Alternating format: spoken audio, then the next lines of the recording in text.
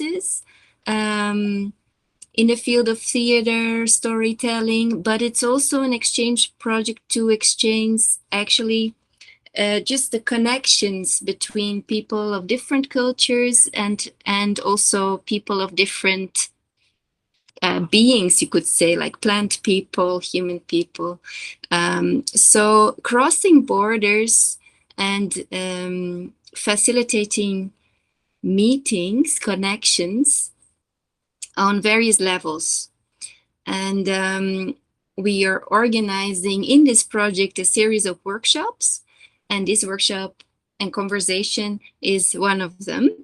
And we invited Fazle, who is also here, to share with us today his experiences, and also if you can share your experiences. The theme of today is body plant sensorium, and Fazle presented us some exercises and invited us to do it, and maybe some of you have had the chance to do them as well. So you're in this conversation, you're also very welcome to share your own experience with those exercises, but maybe other subjects will come up as well, because I guess like everybody of us has a relationship with the body, right? We all have a body, and a relationship with plants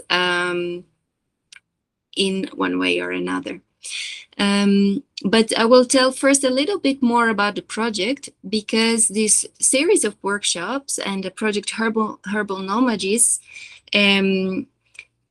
we took the initiative for this project also because of the opportunity it gives us to expand.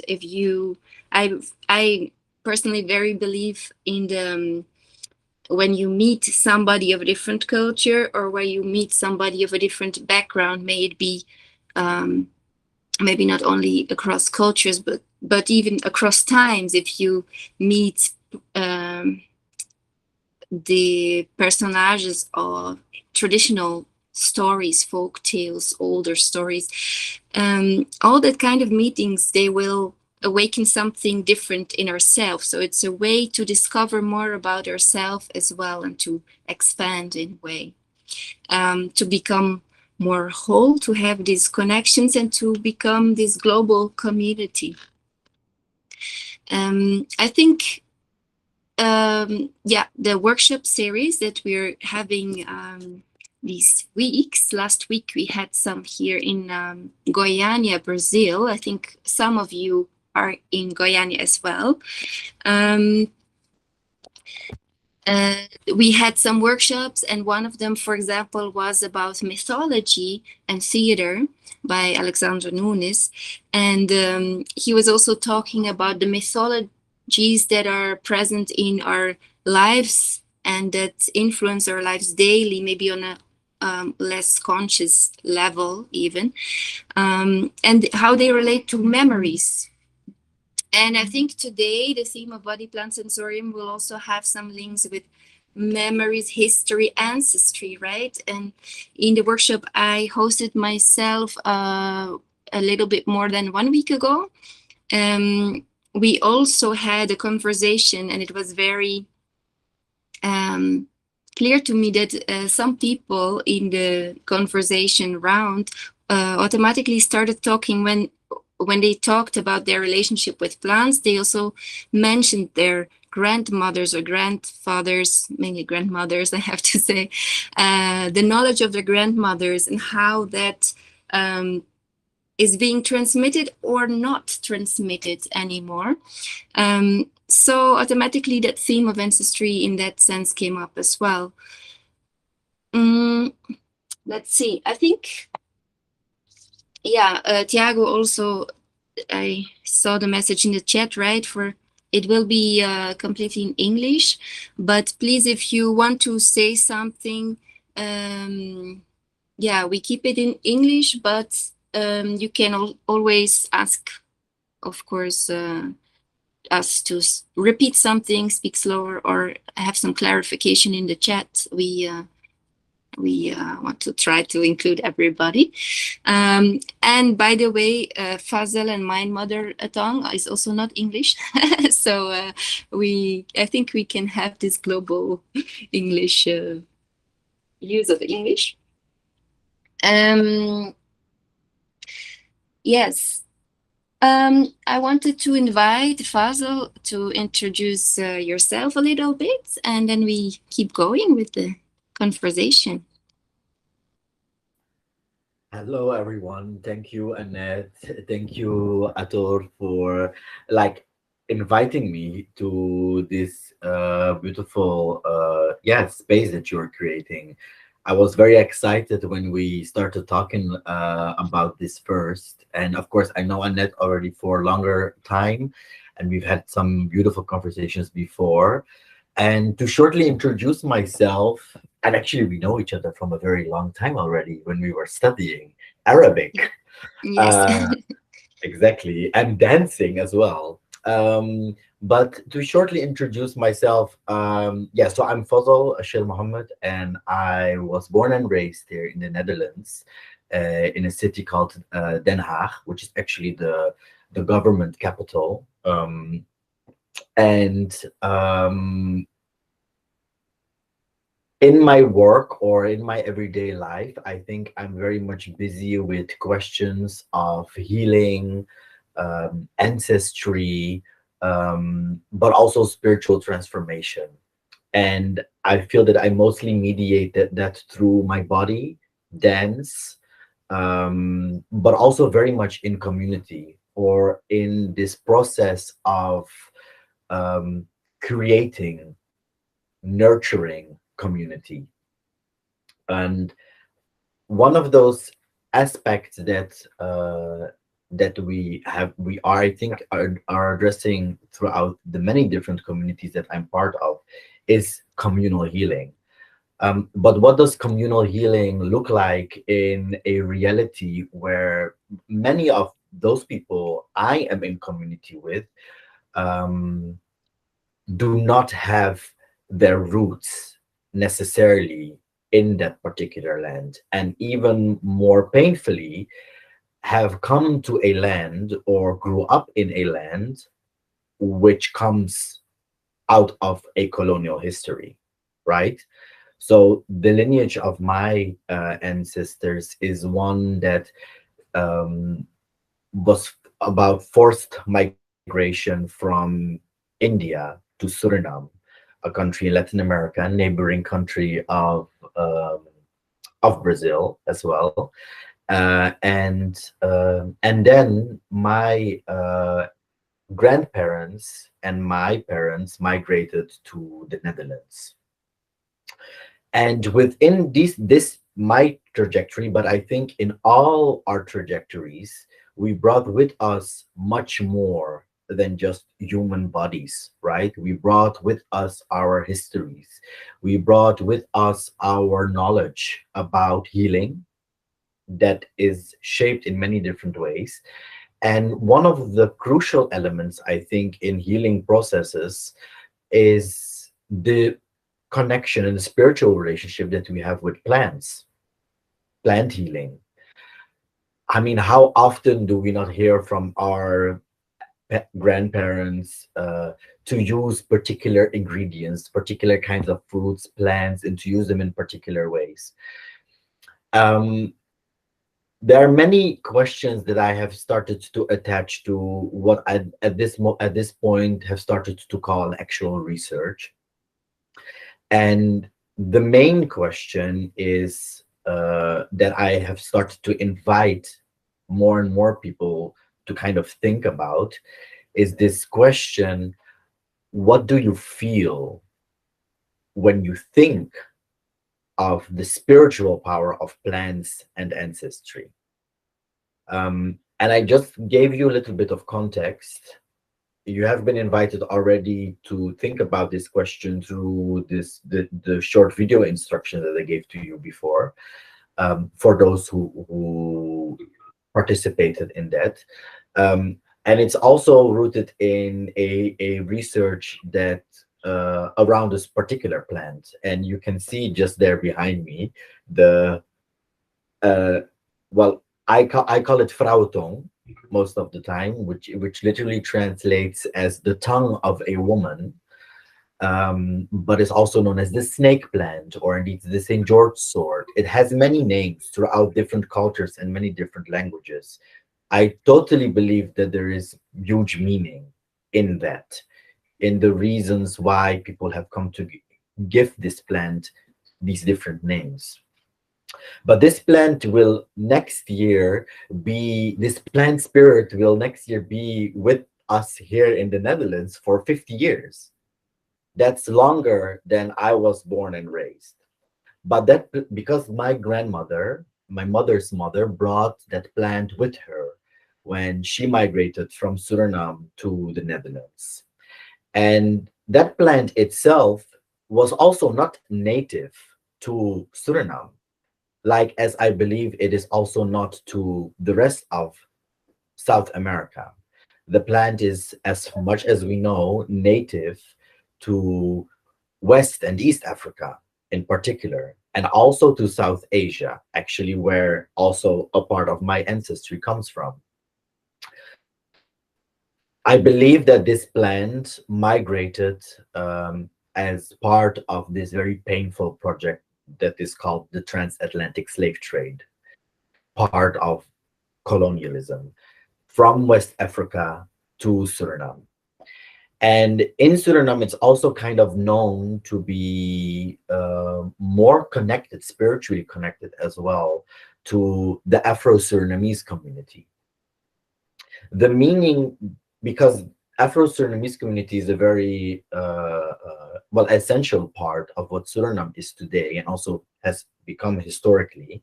But many other ethnic and cultural groups have migrated to Suriname, right? So like people from India, but also people from Indonesia, China, Lebanon, um, different places from the world, all as part of this colonial project.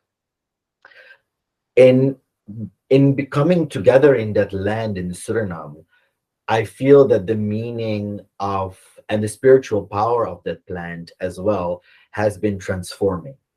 It has a different meaning to my grandmother, my nani, than it has to particular traditions coming from this Afro-Surinamese or West African spiritualities.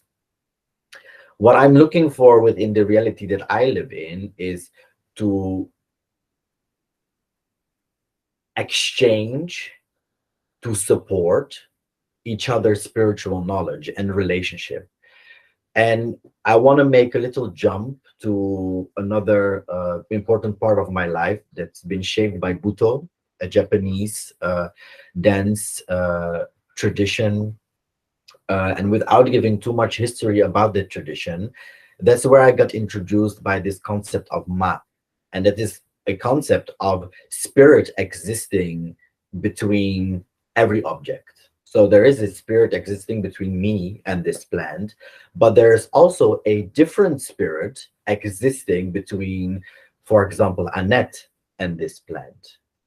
There is a relationality, but the relationality is not the same. And acknowledging constantly that spirit is different, I think, is very interesting, of course, but also would kind of create space to this rigid practice that colonialism as well brought forth, right? This notion of one objective idea about an object that you can study and therefore then box it in and say, this is that plant and that is what this plant does and means.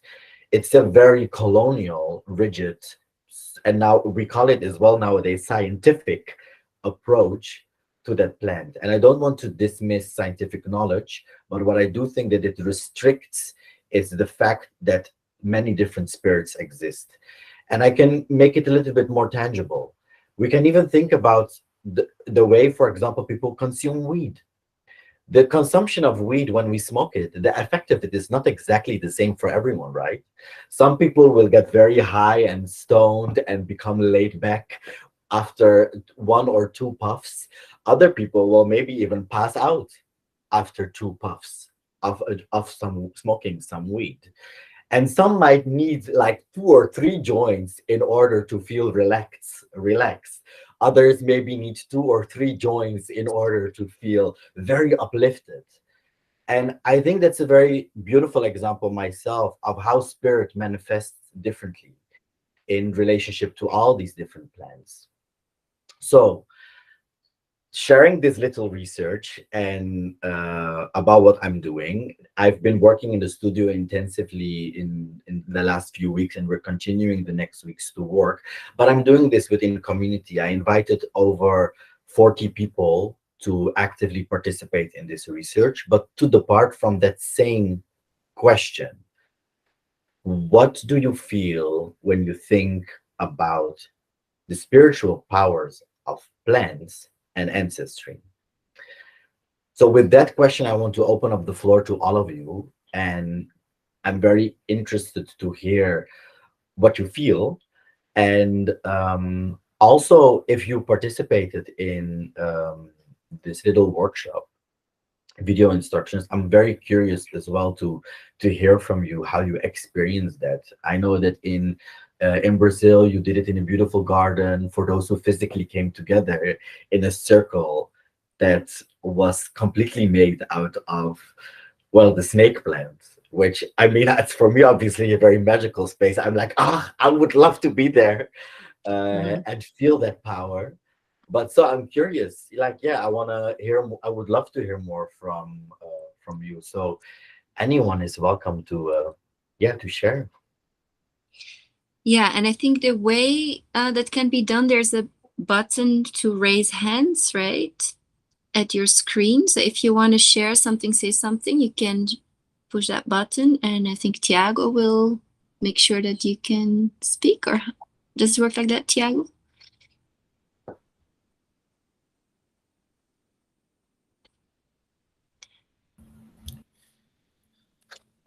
My English is not the better one, and so I'm sorry. But we made this experience with the exercise that Fazle sent to us, and was a great and beautiful day. We made this exercise. We in the class of Annette about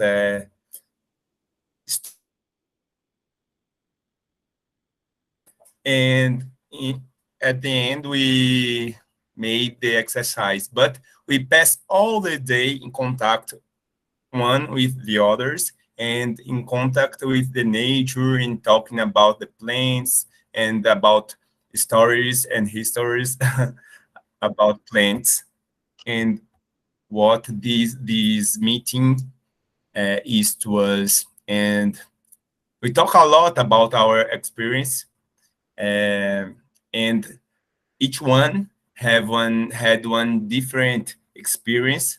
But my experience with this exercise was with the snake plant. Was a strong contact with the little things, no, the about the little world, because this the snake plant point yourself to the sky, no, it's like ah. And we made a lot of some corporal exercise, and the plant bring to me as some kind of movement to the sky, but after to the end, something invite me to the ground too.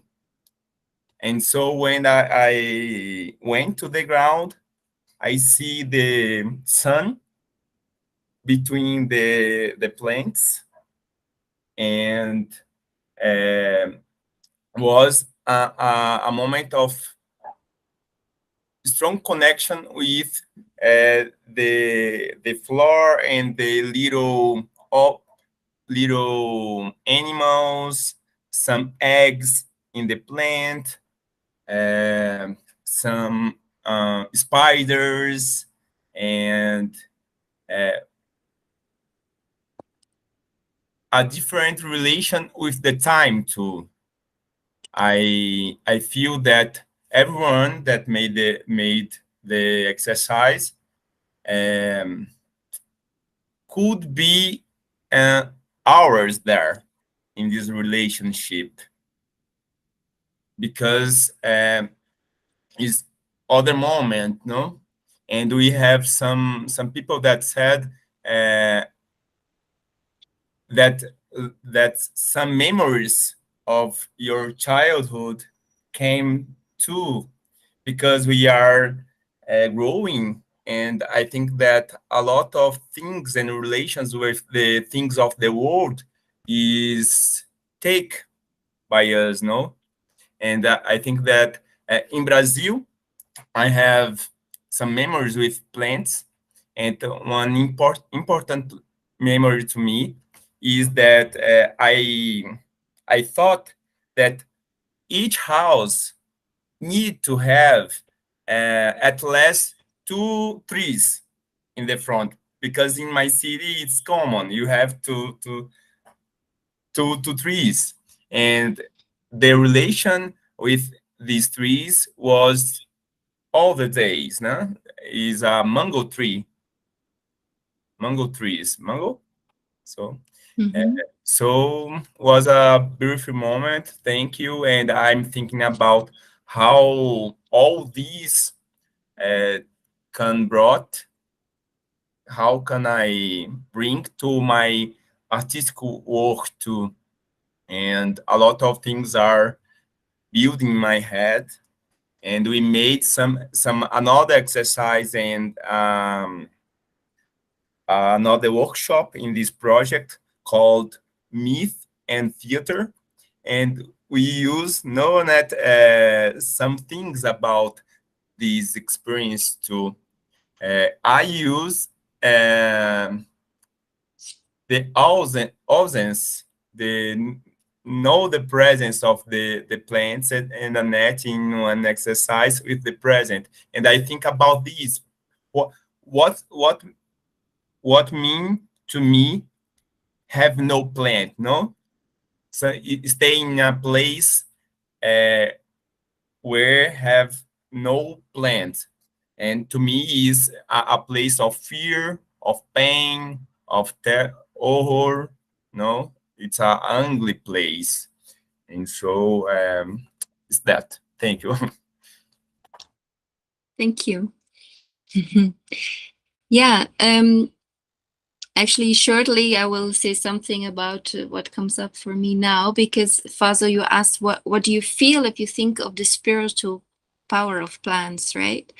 And because a lot of traditions, oral traditions, stories also that I find, folk tales, are in a way educational to explain why a plant has certain properties, where you can use the plant for in a physical way, right? As a medicine or nutrition.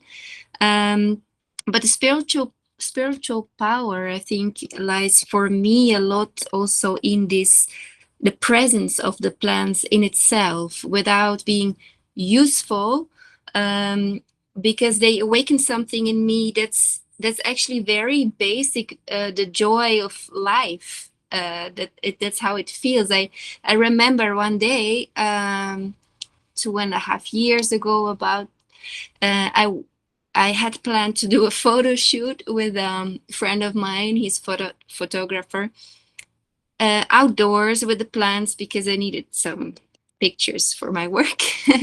And then I woke up that day and it was raining a lot, and I was in a very, very bad mood, not because of the rain, really. I don't know really why, but I was in a very bad mood, feeling sad, feeling very bad. And I was about to cancel, but he was already on his way from a further away city. And then we went to the Hortus Botanicus, Jardim Botânico, to be able to do the photographs in indoors, right? because of the rain. And then and I didn't put any makeup because I thought, fuck it, I just going as I am, with a very sleepy, tired, sad face. I didn't care. But then being there in the botanical garden, I was becoming totally happy again, just because of the contact with the plants, of the presence of the plants. So this, they awaken in me this, there's almost no exception. If I take time to, in your exercise actually was for me invitation to really also take it slow, and this gentleness was very nice to slow down in this contact with the plants, and it awakens some, the joy of life and the wonderment as well, that I really like to enjoy the world, enjoy them, their presence, just, Is there somebody else who would like to share experiences about either the video exercise that Fazle has been offering and you might have been doing, or just a question about what do you feel when you think of the spiritual power of plants?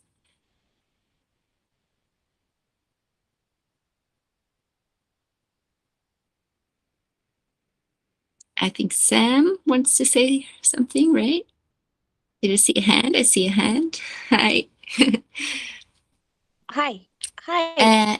So Sam now, and Flavia, you can enter after Sam, all right? Thank you. Hi. So I'm English, so if I'm speaking too fast, please just wave and I will slow down. A little bit of background about me is that I've grown up with a mother who grows over 150 bonsai. So it's nice to see with Fazia and the connection of Butoh and this Japanese element of plant healing or plant connection. And since a few years ago, reading The Secret Life of Plants and finding out that plants, when you take care of them, you become their primary caregiver. So there is this electrical connection in a way, if you want to go back to the science. This our aura, our field, our energetic field connects to the plants, and the plants connect to us. And it's experiencing my mother's plants when she's away, when I look after them, something goes a bit wrong with them. Like her energy is connected to the plants, and when I have my energy, I've got quite a big energy that I can change compass points. But I notice that the plants don't do so well.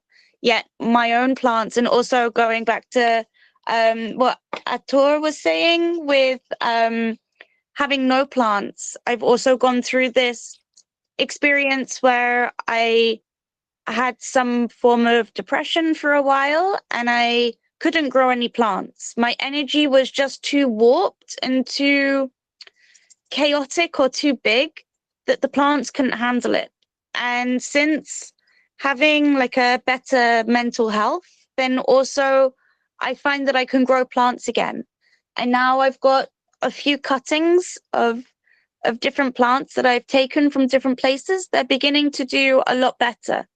And it's nice to have these small little cuttings and watch them begin to root and watch them begin to grow, and then beginning to talk to them and say, hi, how are you doing?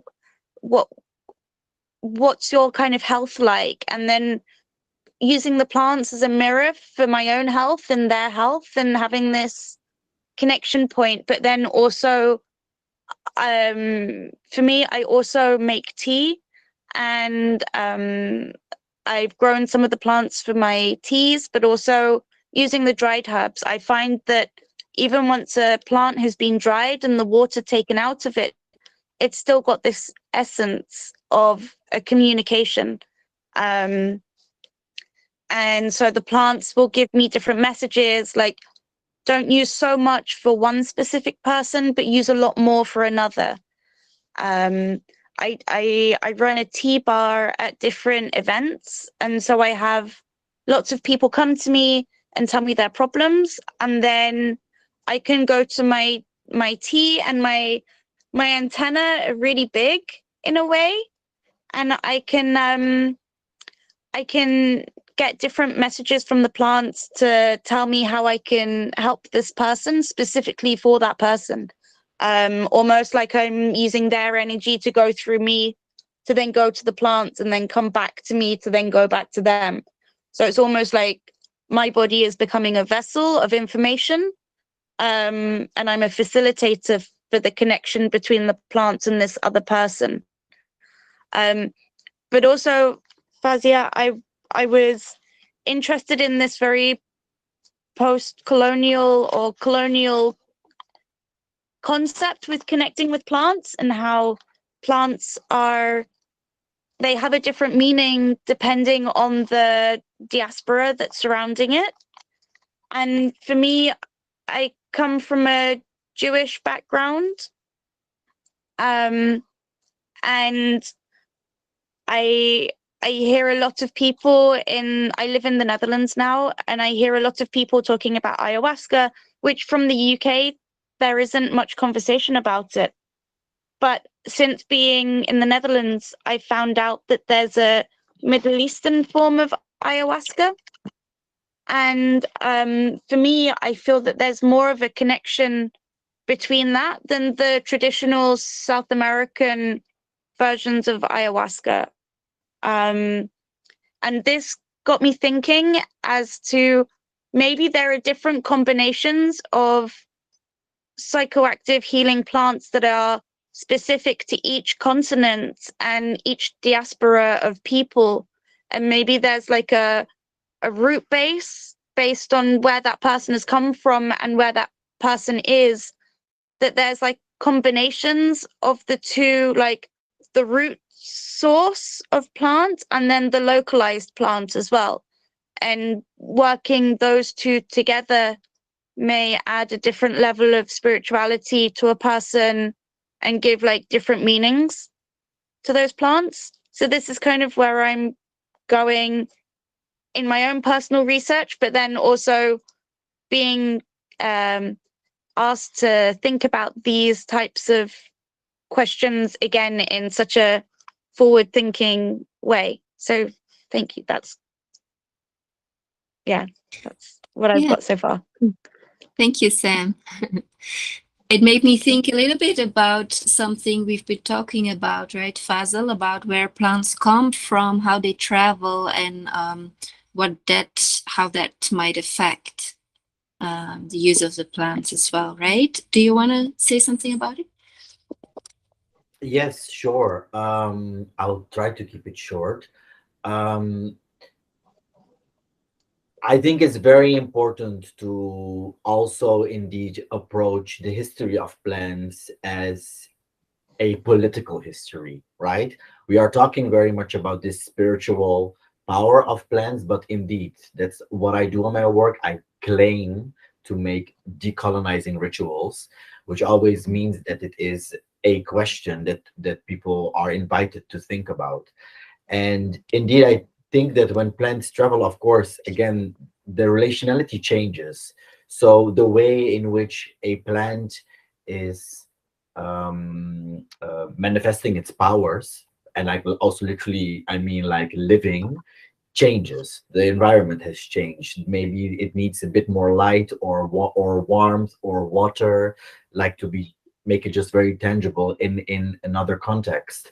But what I am very sensitive about, indeed, and this is why I'm doing it in this particular way, that I'm inviting people into a conversation about plants to exchange this knowledge, because I feel that very often people are not respectful towards the history of those plants, right?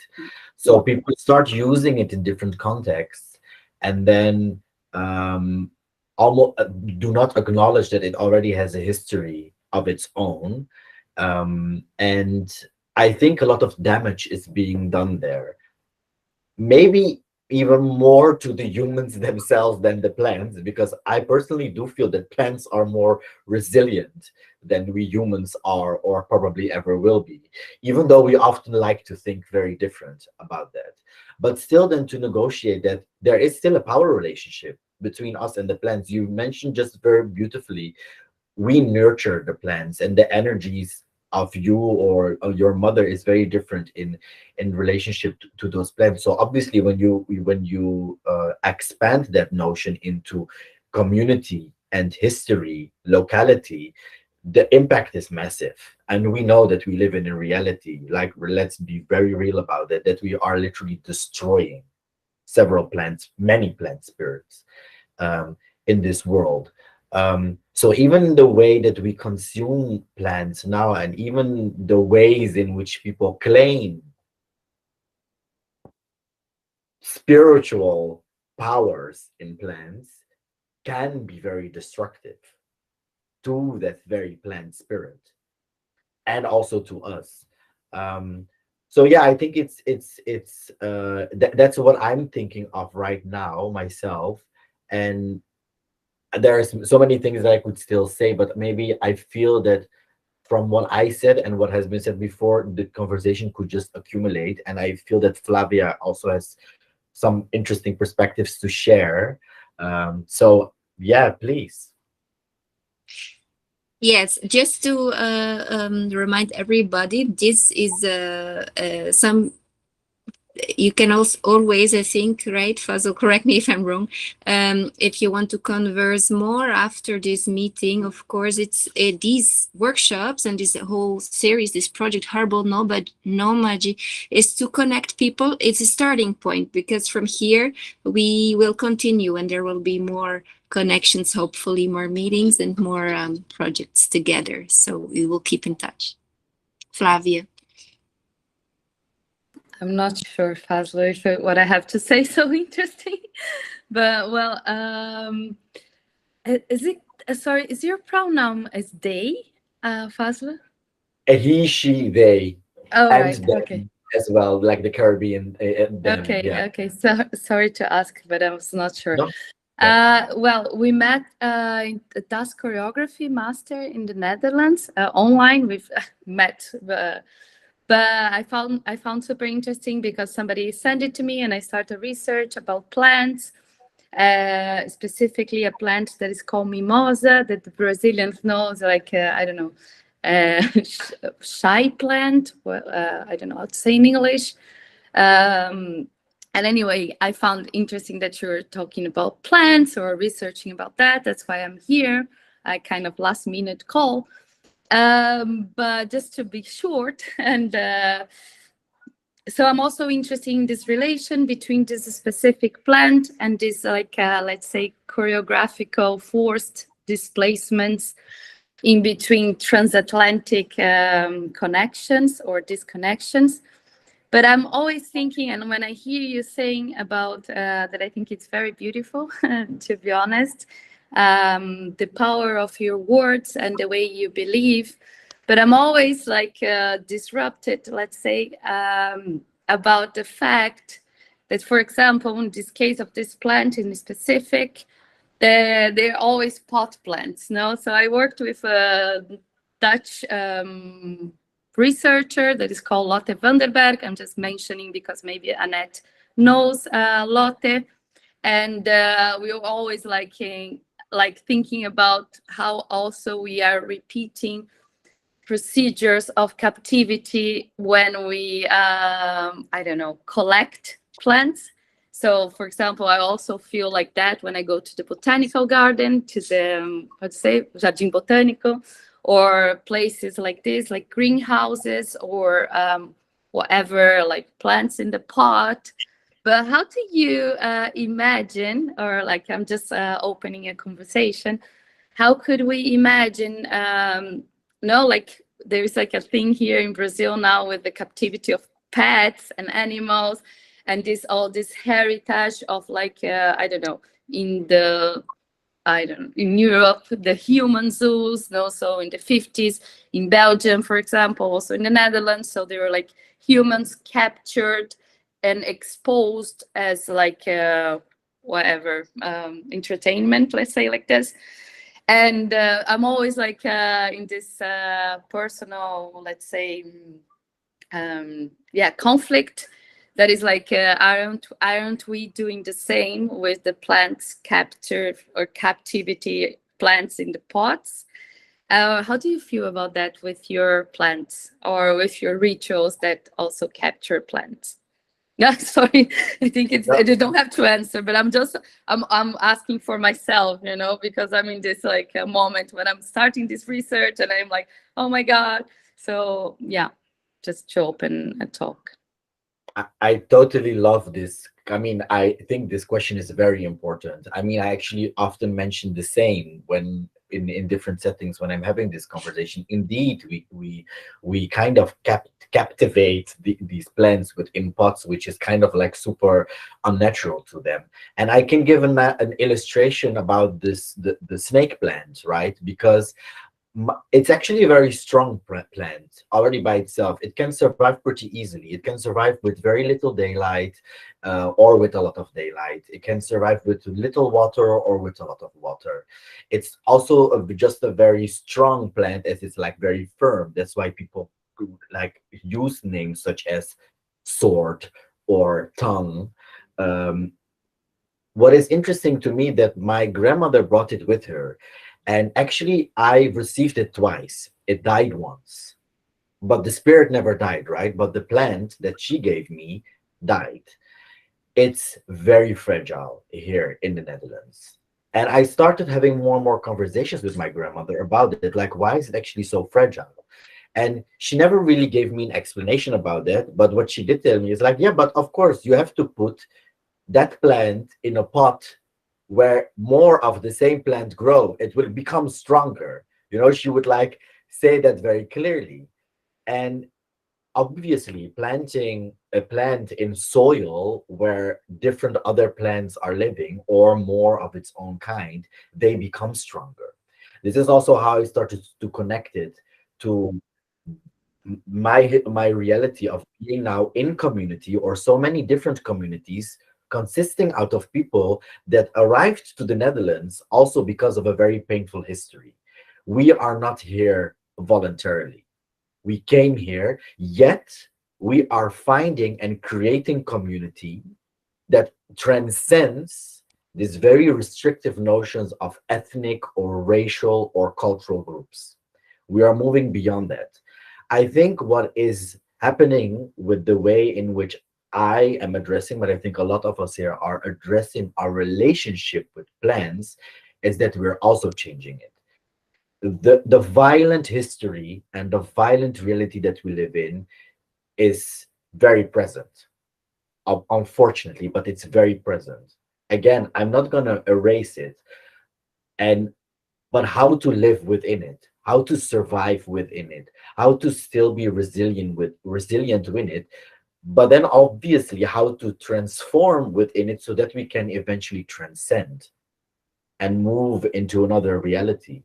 And I personally have a hope and a belief that us having this kind of conversation and us researching our relationship with plants can help us to move into a different reality. Because, honey, if you ask me, this idea that we live in cities with where 90% of what you see around you is concrete and buildings, it's destroying our health, it's destroying our relationship with nature, it's destroying so many things.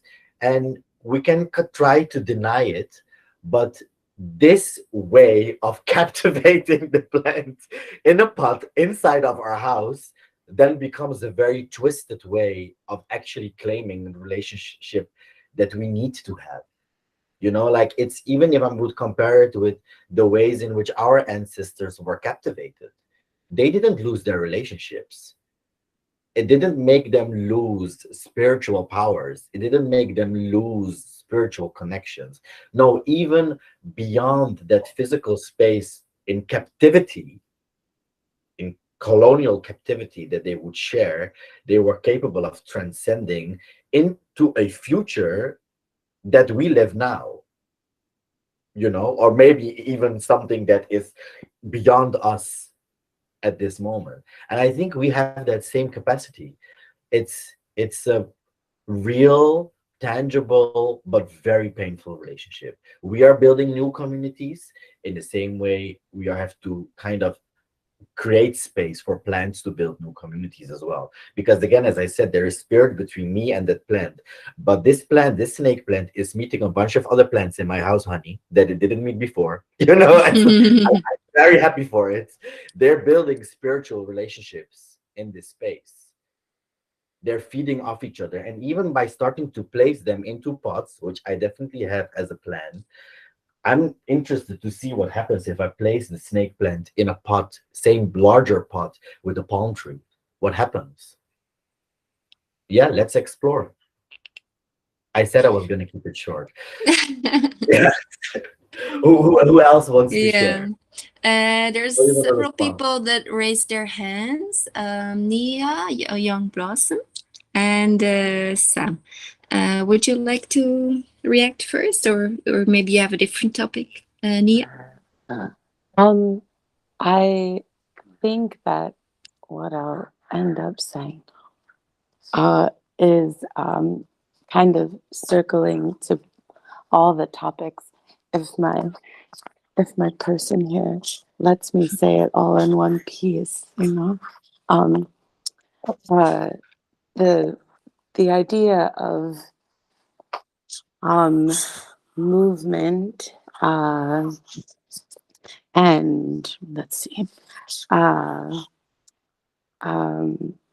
and plants and the projects and the ideas and the relearning and the reconnections that you all are doing is beautiful. And for me, it brought me back to birth. I mean, I just experienced birth. Can we do this? Yeah. Okay, thank you. My person, or the person I'm feeding right now, their name is Yarrow. Thousand Blads Nil Folau. Yarrow grows. I'll type it in the chat. Yeah, for like, people globally. Yeah. And the name came about from a project my friends and I are doing in the States, in Pennsylvania, where there are green spaces in an area that's getting pretty gentrified and built up very quickly. And that is the city's like hope and dream. But for us as growers, as some of us as parent guides, some of us as farmers, as melanated beings, we're saying, you know, how do we protect these neglected gardens that were started by institutions, and now they're neglected and they're left abandoned. Like, how do we get them growing? You know, how do we protect them? What happens?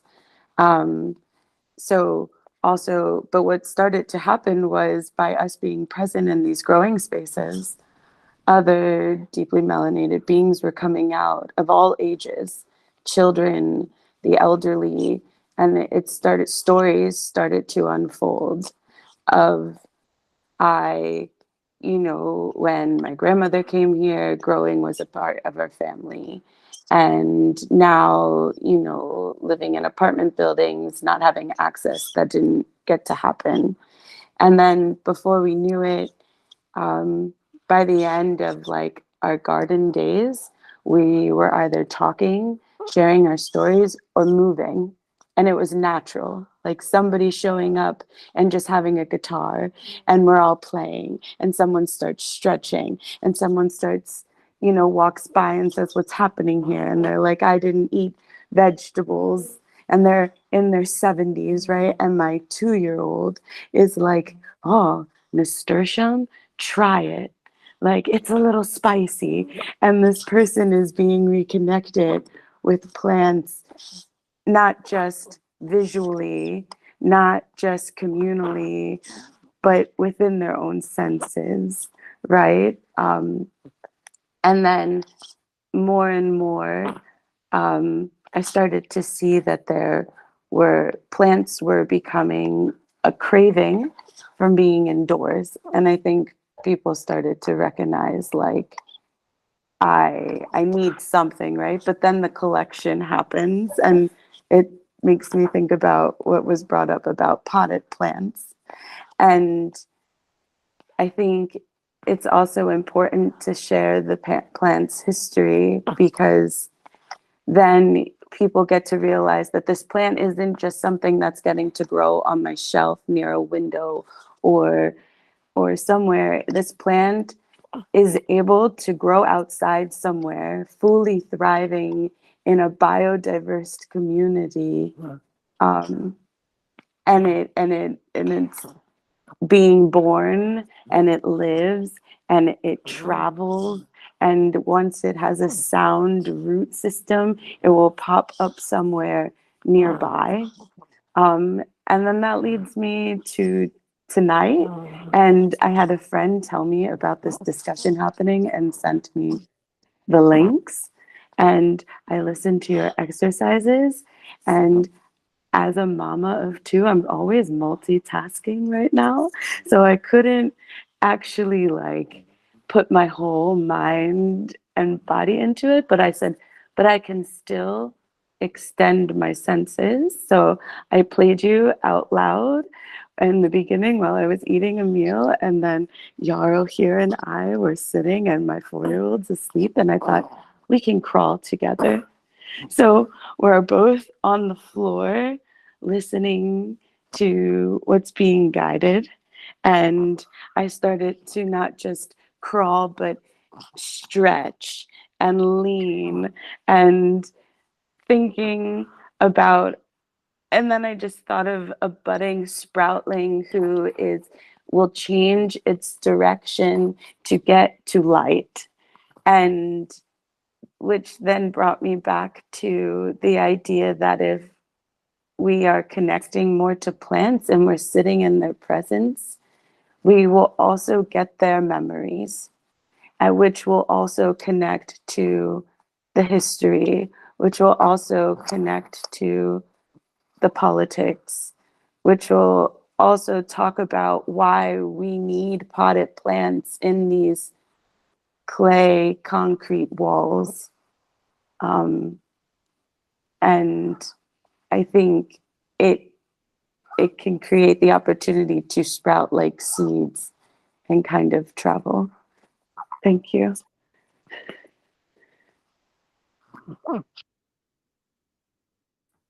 I would like to say one short thing. I mean, very beautiful. I love the presence of your children there as well, and what you were narrating. One thing that I wanted to mention is, yes, we're holding plants obviously captive in pots, but plants communicate beyond the soil that they live in, right? One of the elements I invited you to think about in the exercise is through the air spirits, through the wind. And that's how plants communicate as well. So I mean, we are holding them captive, but they're always finding their ways to still communicate with each other. And also there's still this connection, because aren't we holding ourselves and each other captive within these concrete houses that we continue to build all the time, right? So it's like, yeah, okay, we have so much decolonizing our bodies and minds and spirits and to do. Yeah, who wants to like share? Yes, I think I agree with you on that vision. What I do, because I do have quite a lot of plants potted in my house, for which other people are taking care now at the moment for many months. I think I once made a video of those, and Roberta, who's also here, said, "Oh my God, the person who's taking care of your plants is a hero because there's so many." But I do feel it as a responsibility. As soon as we put plants in pots, we have this responsibility because we make them dependent of us, right? Sam also wants to say something. Feel Hi. free. Yeah. I completely agree with you with putting plants into captivity. When we put them in pots, especially looking at the bonsai technique, you cut off the tap roots, which is it goes into the ground and creates stability. Then it also creates the connections to other plants. When you create a bonsai, you cut off their tap root, and from that, you restrict their life force. And I've always grown up in awe with my mother and her plants. But then when I was homeless, a friend that I was traveling with explained to me that bonsai in an energetic form is considered a form of plant bondage. So it links back to this captivity that we're talking about. But then from also network scope, I can't remember her name right now. She gave a lot of care to her plants, and especially the rocket. I was experiencing, like, I see plants as individuals, as people, as they've got their own personality. We see these kind of tribes that we have in humanity. Like, we have the punk rockers, we have the heavy metalists, we have the kind of like ambient music people, we have the fashionistas, like all of these types of people. But you can kind of see a similarity to either the formation of a friendship group, and you've got one of each. You've got the joker, you've got the heavy metalist, you've got the quirky person, you've got the really grounded normal person that's really structured. You also see plants. You may have this like diaspora, certain species of plants get put into different locations to experience something. I don't know, I guess, I assume. I haven't had like a specific message, but maybe because I'm talking about it, then I have already had this message that each plant will be given its own set of experiences, like a person, phenotypes or genotypes or like genetic makeup, that they're put into a certain situation, and then somehow whatever they learn will then go back up to a source of knowledge or information. The plants will also, like my Ficus benjamina is a variegated form, but I've had a mouse infestation in the space that I'm in, and the mice ate all of the leaves.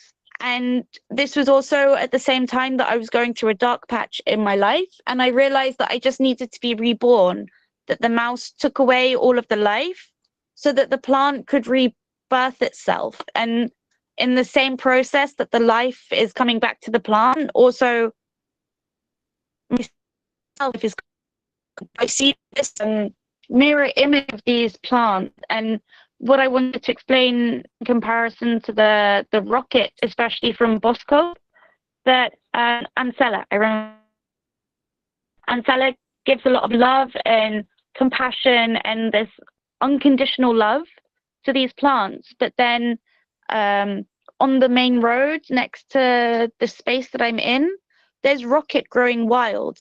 And it's next to where a lot of heavy trucks go past. It's next to a petrol station. It's like 50 meters away from a huge reservoir of water. But I tasted the leaf and it's very bitter. I pulled a plant out of the soil and I started planting it in my own little mini garden here. And the plant retains this bitterness. It's almost as if it had unconditional love. So it's had to become resilient and bitter and like a bit angry that it's had to like work so hard to get its basic needs. Whereas with Ancella and all of her plants, she gave them this unconditional love constantly, and she would give them water. They didn't need to like fight for water. So their basic needs were already sorted. They were already secure. Whereas the roadside rocket has to fight for everything. So it's got this almost heaviness or this bitterness in the flavor. So it's interesting to see also the similarity with people. When some people don't have unconditional love as they're growing up, they have this like bitterness, and they're more likely to stay in squats or to have this kind of more like punk heavy rebellious side, or they have like emotional problems or psychological problems that they need more healing, and they need to learn that unconditional love, what that feels like later on in life. Whereas plants that are given unconditional love are sweeter, they've got more flavor, they're happy, you can taste the happiness in them. And you also see that with people as well. When they're showered with unconditional love, then as a child, then they're more likely to be successful economically or psychologically as you go on through life. There's something else with the Secret Life of Plants. It explains to us now with this science that we have that plants communicate through mycelium, through mushrooms, through fungus, and how that fungus also relates above soil. Like you can see the wind as transporting the pheromones from acacia mimosa is another form of acacia plant that acacia in Africa will communicate through when they're being attacked by different antelope, that they will produce more tannins and those pheromones will be released. You can see the same when a plant is not well, then the mycelium will also communicate the sickness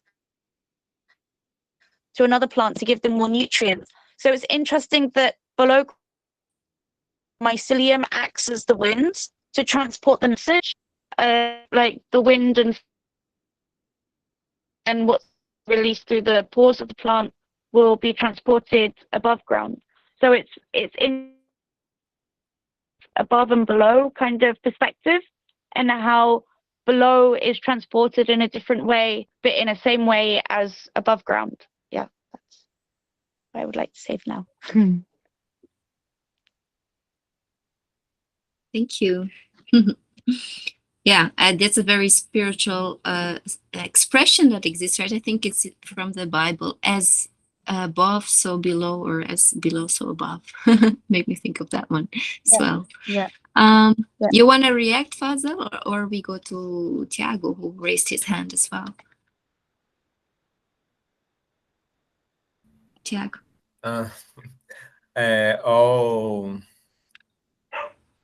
All that you say,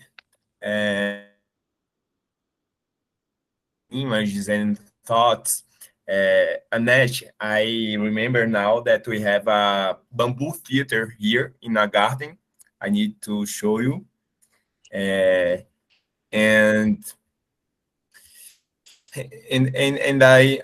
I'm thinking what were we talking about trapping the plants, no? I think that there are perhaps a big difference in this way we relate. Does the dog belong to us, or do we live together? Perhaps the big question is the feeling or relationship of ownership. We often want to own everything, no? And own the house, the land, the country, the people, plants, or animals. In the end, I feel that in every relationship between animals and plants, including humans and plants, there is a relationship of mutual captivation, perhaps.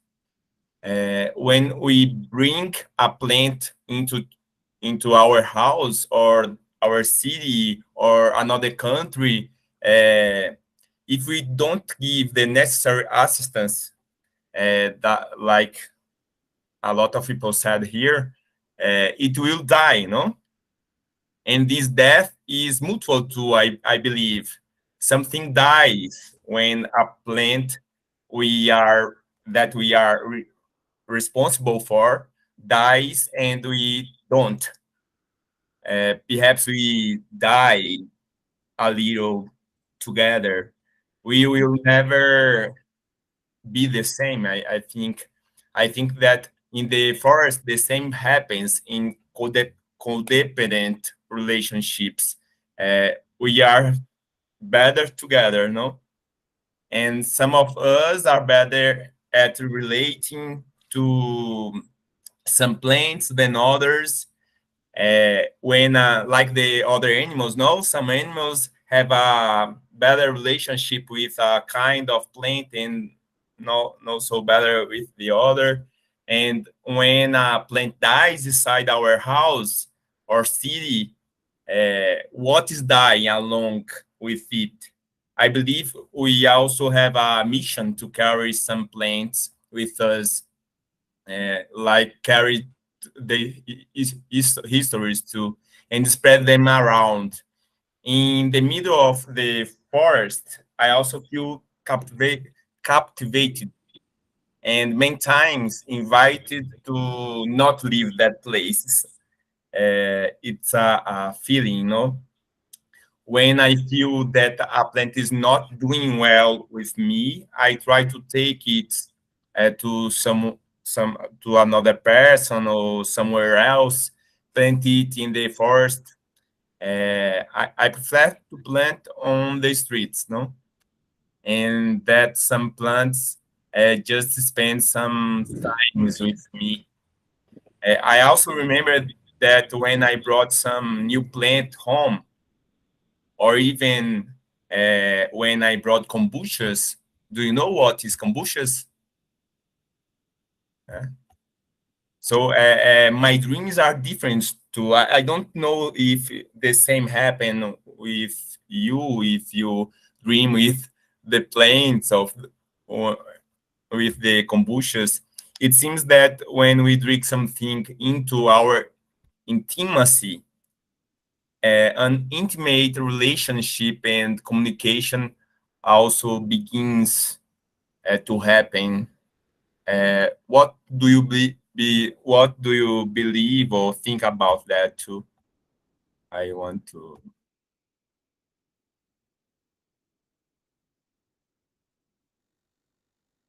Your sound is off still, Fazle. Okay, yeah. So is it a question for me, or can anybody answer the question? To everyone, we talking about. Some said something about that too. No, some.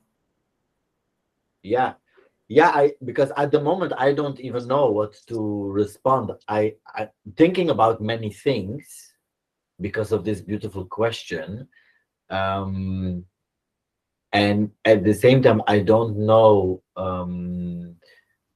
What I can share is that I was dreaming last night about a garden in which I was removing a part of the grass. I was really digging into the soil to place new soil into the land.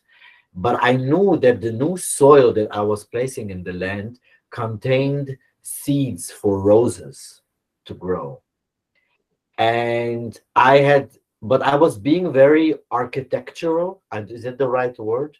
Like, I was really like thinking, if I take that piece of land out and I place it there, then the roses will grow like this. And there was also a lake behind it. Anyways, the point is that I don't know many things. I like what you were asking now. I think I don't know, even in the dream, and what happened in the dream, and why that happened in the dream. I don't know. Still, I don't know. I think I have to sit longer and more time with this question as well. So thank you for addressing it. And maybe this was the connection that had to be made. This dream where I didn't know, and your question.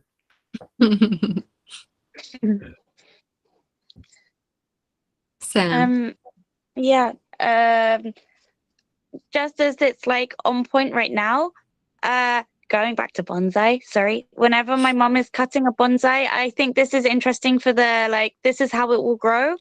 When you're cutting branches or buds of bonsai, you need to cut close to the growing part of the plant. So if you've got the stem and you've got leaves growing off here, and then like a leaf bud here, if you cut just above the leaf bud, you know that in 2 years you will have 2 or 4 or 8 kind of branches, and you'll have like a new pad of branch. So my mom always says to me that when I'm going to cut now, I'm planning for 2 years in the future. So it's nice to see that connection point of growing the roses in the future. You know how it will be. It's also like with plants, it's this forward planning. I find that if we're growing our own vegetable garden, we're growing our own herb garden, we're growing ornamentals, we're planting it now for the future. The same with food forests and legacy planting. We need to stop cutting down trees now so that the trees are big enough for 500 years in the future, and then we can rely more on plants rather than concrete to then build our structures that house our bodies. We now are having a wood shortage because we just don't have big enough trees. So our wood is getting shorter. So we're coming up with innovative ways to use the trees with the size that we have. So in carpentry, we're now creating spirals of tree and then opening it out to then create MDF or betonplex in the Netherlands for like a composite of woods. We're creating these layers so that we can use one tree in the widest way possible for construction. But then this also segues into what I wanted to speak about with the kombucha. We are tending this little organism, and we're giving our life force to this other living being. It becomes our responsibility again, this other little life force that we're giving birth to in some way. But then that life force is going on to either ourselves or it's going on to other people. And our intention, our energy is being electrically connected, intentionally connected to this life form that is then going into someone else's gut and giving their gut health. So we can, like, I've come from like quite a witchy background and seen the like black magic of how people use gut intuition or gut microflora to then control another person, but then also to give that person life.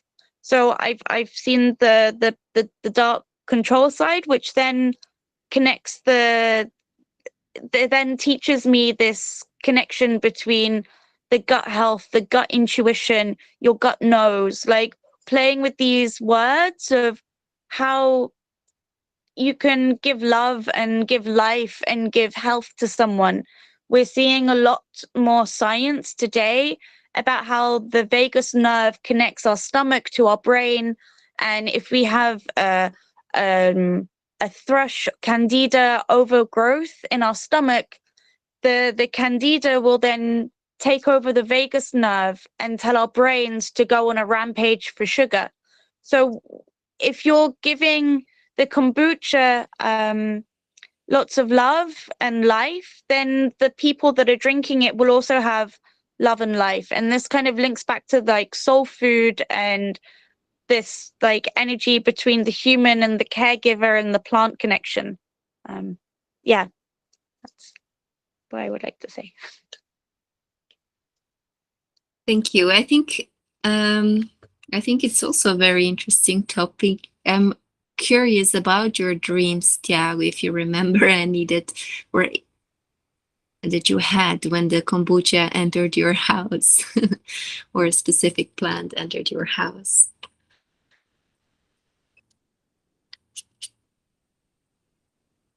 It's a question?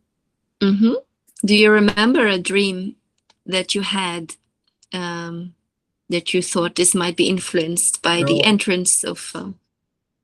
No, no, exactly, but I remember of the sensation because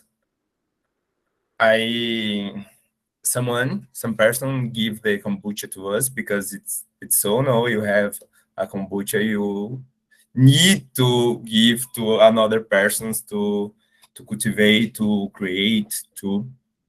So one kombucha family came to me, and so I'm very scary because you need to take care a lot, no, because have mofuls and you need to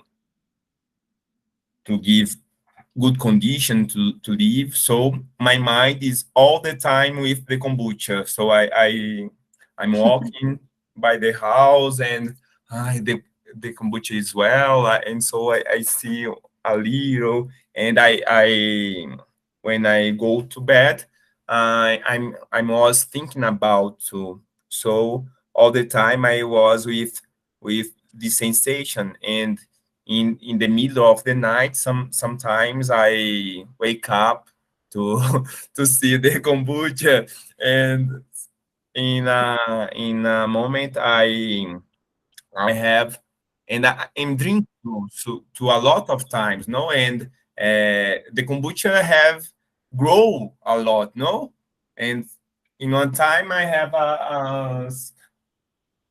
10 pots in my house. So I have some kind of sensation that I'm abduced by this kombucha. used by the kombucha as... No, not abused, but No? 1 minute.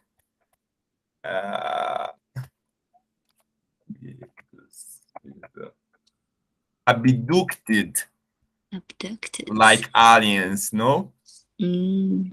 And a lot of times I have these sensations of what is the aliens, no? The aliens is something that is out of our world. So in some way, we are the aliens to some plants or to some river, to the kombucha, and they are some kind of aliens, perhaps to us. But there are a moment that we are abducted, and we abduct each other, no? There are some kind of mutual realization. I brought to my house, and with the kombuchas too.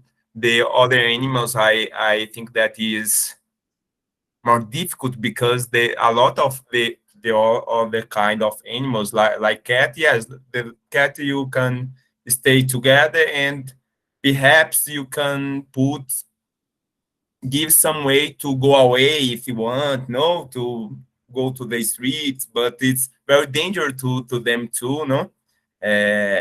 So I think the birds come when you plant a lot. The birds came to your house too, no. They are a kind of ecosystem that is growing in your house, and I think that to me, my mind are integrated to this ecosystem, no. I think that a lot of people think that this is my plant, but perhaps we are the human of the plant, no, because you have one work, one responsibility, we live to them, no. And so it's strange, no, why we bring to us this great responsibility, no. Mm-hmm. Who live to who in the end? Yeah. That some people have no connection like that, but all the people that, because in some houses perhaps the secretary cultivate the plants, but I think that all the people that maintain the plant or the animals living have some kind of connection, and I don't know, it's that I'm thinking together.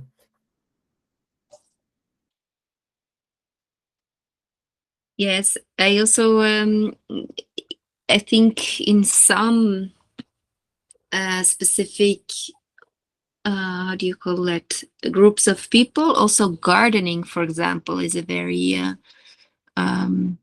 popular way to pass the time. I don't know, you could say it's a way to pass the time, but it's I think it's something that touches upon that people, I think there are various aspects to it. It's a way of relating again in a different way to the plants, to maybe also to feel yeah, it's a creativity as well, right? If people start designing the landscape in a different way, or feel their actions have a direct influence on how things look, for example, how things go, that another being is in need for you might be a satisfaction as well, in a way. I think there are different aspects to it. Yeah. Sam, you wanted to say something about this as well? Yeah, the ecosystems. I like to see how plants connect to each other, but then how you can mirror that as below as above, and extrapolate that out to human relationships. And a little science experiment that I would be curious to push out into the world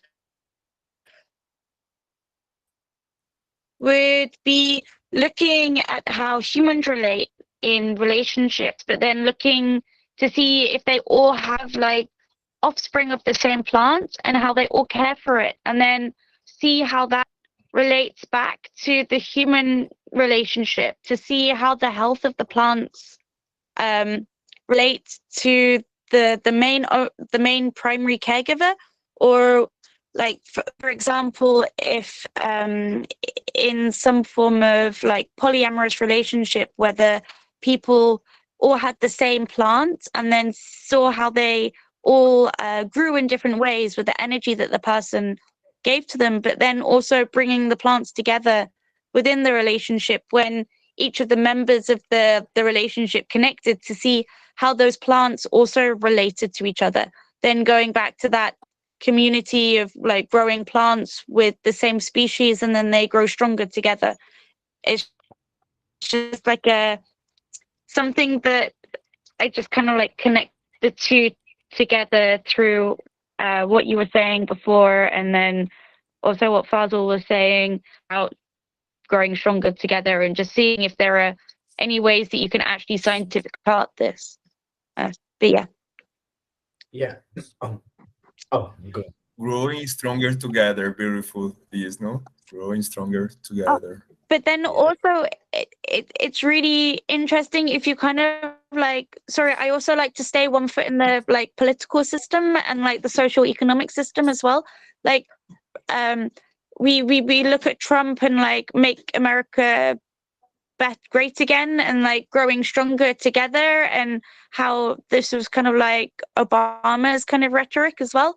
And then when we're in this community, we don't have anything, it's a shared thing. And then the World Trade Organization and all of their rhetoric has been like, we will own nothing, but we will still be happy. And then seeing how we use like this communal connection with plants to then see maybe the words of leaders, although it seems different and wrong to the general mindset and their resistance, that maybe there's an interesting way to see that there's like a beautiful way of what is being spoken about, and how it can interrelate between how we care for plants and then how we see humanity developing different directions in the future. But I probably haven't explained this well as I see it in my head, because I'm trying to put words to like shapes and connections and lines, like this Kabbalic red thread or the golden thread that connects everybody. But yeah, sorry. I am thinking myself again about this question that I've been dealing with in this new project that I started. And then again, that's actually a lot of what you are addressing just now as well, Sam and Tiago, about the place of plants in relationship to communities, right? Indeed, plants live or in relationship constantly with also communities, but the ways in which particular communities have been actively building relationship with particular plants is still something that I think is interesting to explore further in many ways, because we are now at this point, maybe we are even forming a community of our own, talking about particular plants. But there must be communities, obviously, for in Brazil as well, that have particular historical relationships with certain plants, or with certain parts of land in which many different species grow. And how then is that knowledge being transferred? And I think by asking that question of how, we can again step into an understanding of this, of plant and plant spirits, as something that even moves beyond just this human relationship, right? So this element of for example, what has been mentioned as well several times in the conversation, plants dying and plants rotting.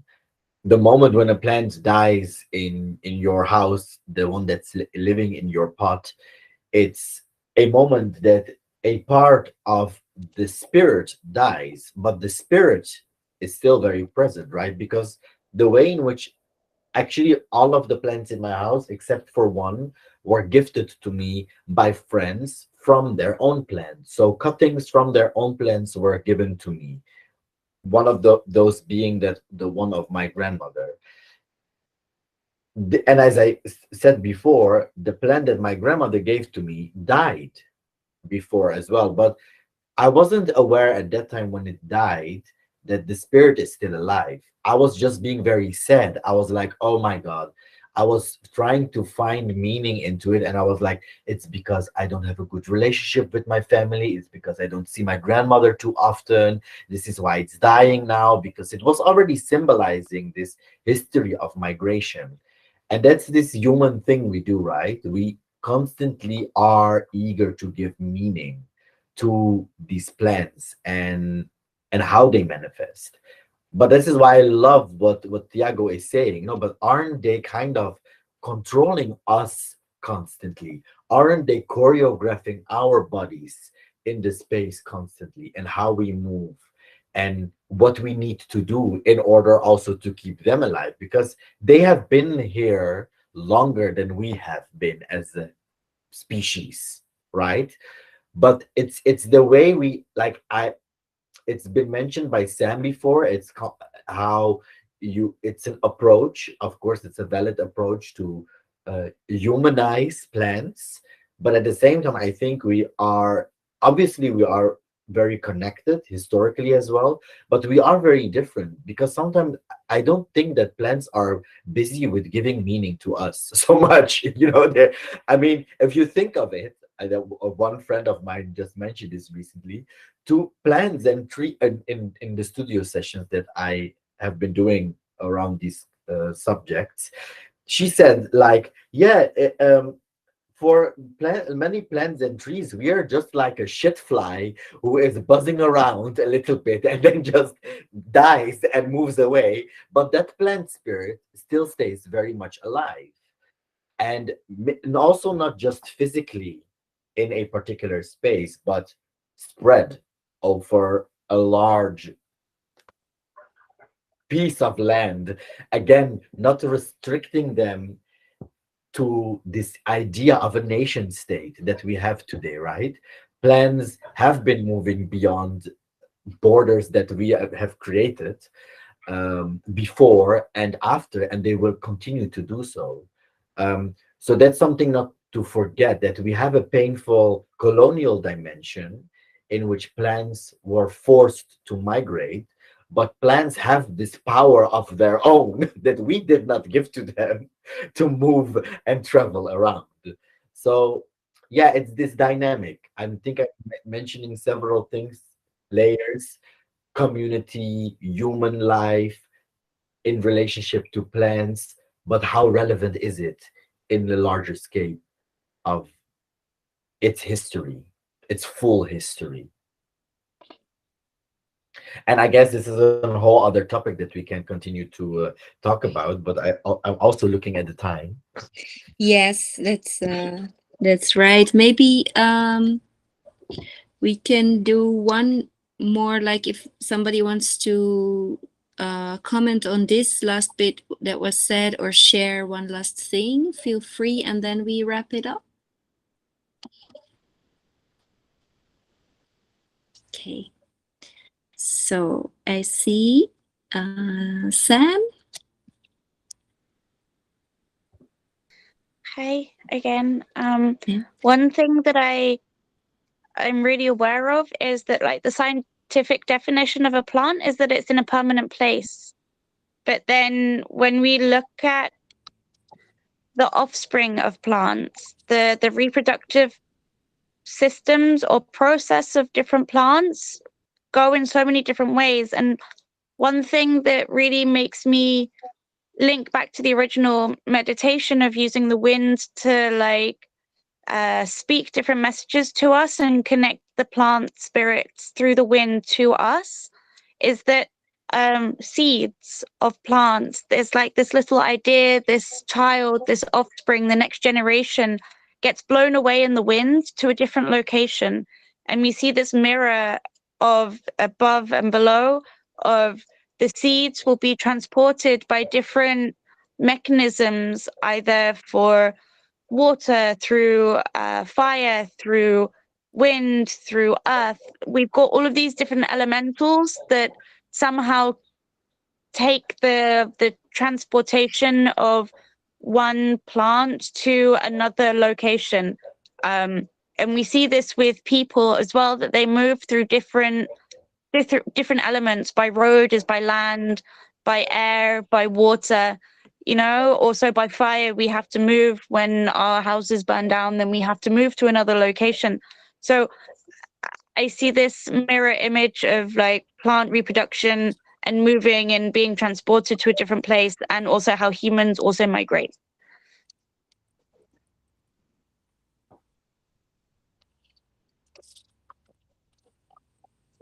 Good. Anything else? Thank you, Sam. Yeah, sorry, I was a bit looking at the messages because it's true that there's an attendance list. If you want to sign it, there's Otair. Thank you, Otair. He sent the link for it it's a form, Google form. You can even get a certificate for your participation in this meeting if it might be good for you. But also signing the form, it gives us the opportunity to reach out to you, of course, if we organize something else like this again.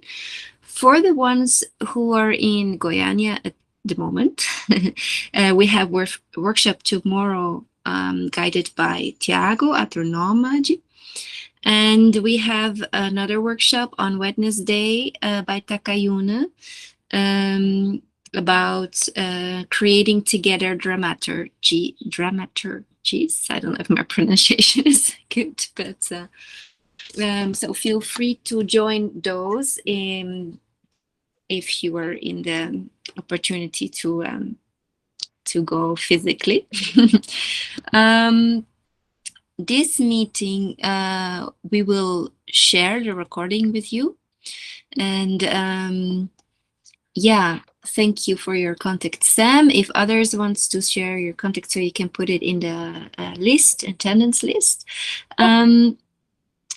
for me, I would like to conclude with thanking you all for participating, and thank you, Fazle, for sharing with us this space as well. Would you like to have a final word? Just to say thank you a lot as well. I love these kind of spaces where we really have conversations together, but of course also coming together, moving together, or moving from a distance or close with each other. So looking forward to do more of that, yeah, with all of you somehow in the future, and to keep thinking, and of course about, yeah, the things that have been addressed today.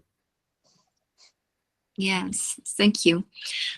So I've already mentioned it a few times, but the aim is to continue creating together a piece that's called Seres Imaginários, so it's the imaginary beings, which is about, touches upon some themes that we've been talking about, like dreams, connecting with other beings. Might they be plant beings or beings that we cannot even imagine, maybe, you know, because that speak to our experience and sensations when we are, especially when we are in the forest. So that's the environment of the piece. It's in progress, and we are looking forward to continue together to create that. Questions or remarks, you can always reach out to us. I put my email in the chat box as well, and I think most of you have it, contact of some of us, because you entered here in this space. So you might be linked to either Fazle, me, or Grupo Bastos, or Tiago. Thank you all. Tiago, would you like to say still something, or? Thank you, everyone. And I think that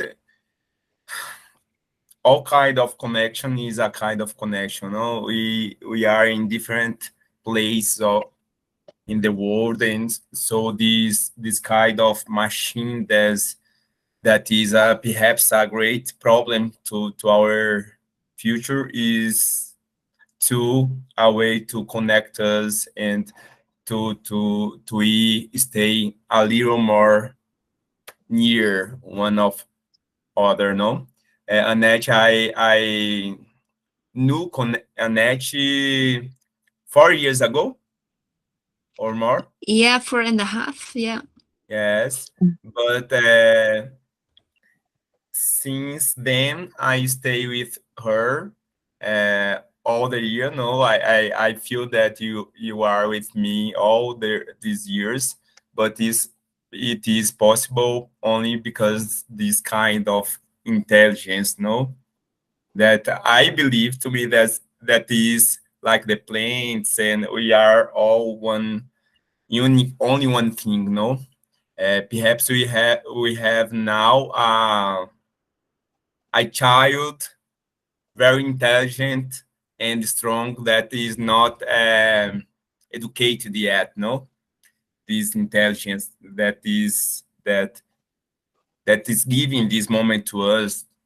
But I think that the world that we want to the future need of our participation, no? And I think that perhaps is not perhaps we have no power sufficiently, no, to have the better world, but we need to try, no, and Yes.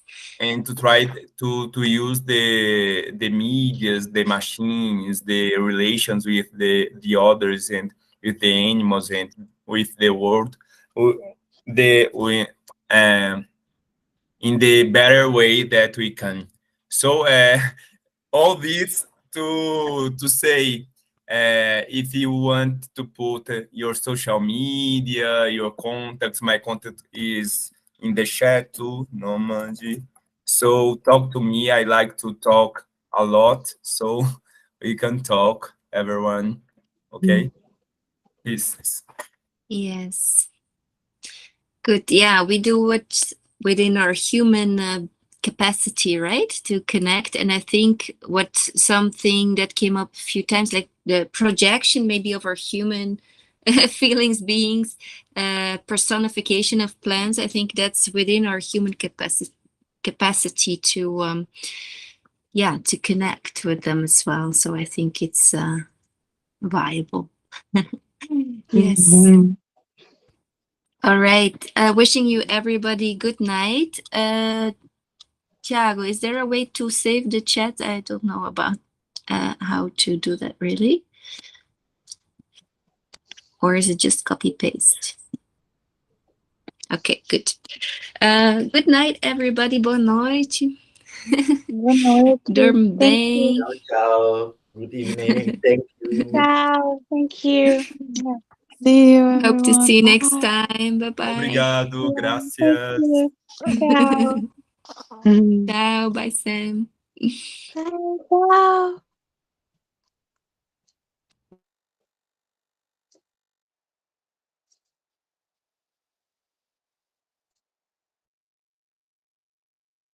Mm.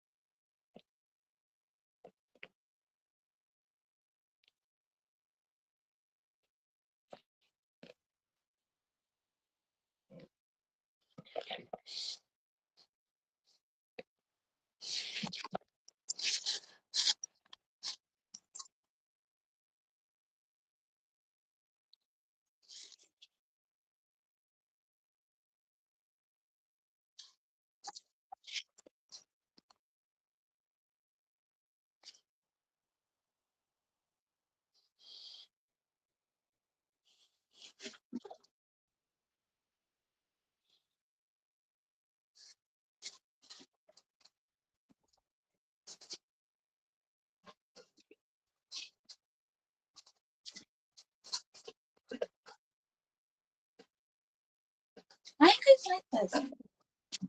I'm not an incredible lover. Like,